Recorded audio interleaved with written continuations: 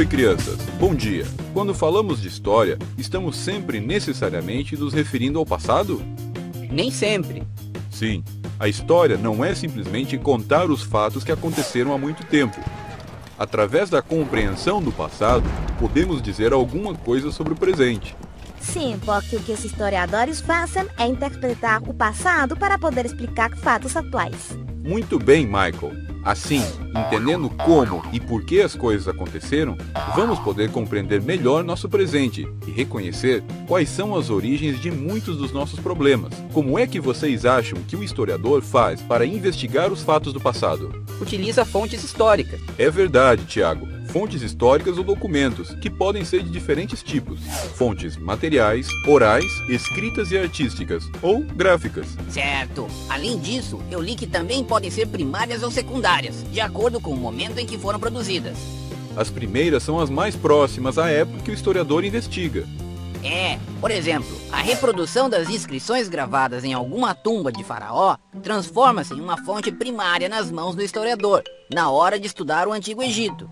Exato. Já as secundárias são as produções feitas por outros historiadores sobre algum tema em particular, como um livro que fala sobre o Antigo Egito. Muito bem. E que outros recursos o historiador utiliza? As linhas do tempo, para ordenar os fatos que aconteceram no passado. E como é que ele faz isso? Qual é o começo da linha? Depende do que ele quiser encontrar e do calendário que utilizar. Se a linha é construída tomando como referência a era cristã, o ponto de partida será o nascimento de Cristo. À direita do ano 1, nascimento de Cristo, os anos serão contados com números positivos, e à esquerda com números negativos. E para escrever alguma data anterior ao nascimento de Cristo, se usa a abreviatura AC. Se aconteceu depois do nascimento de Cristo, se utiliza DC. Os historiadores também concordaram em dividir o passado em idades históricas, para ordená-lo e estudá-lo com maior facilidade. Eu ouvi falar da pré-história. Também conta? Sim, Nath, mas essa forma de se referir ao período já quase não é utilizada pelos historiadores. Antes se dizia que a história começava com a invenção da escrita. Então, as sociedades que não conheciam a escrita não eram consideradas parte da história. Hoje também damos valor às sociedades ágrafas, isto é, as que não tinham escrita, já que produziram outras formas de comunicação.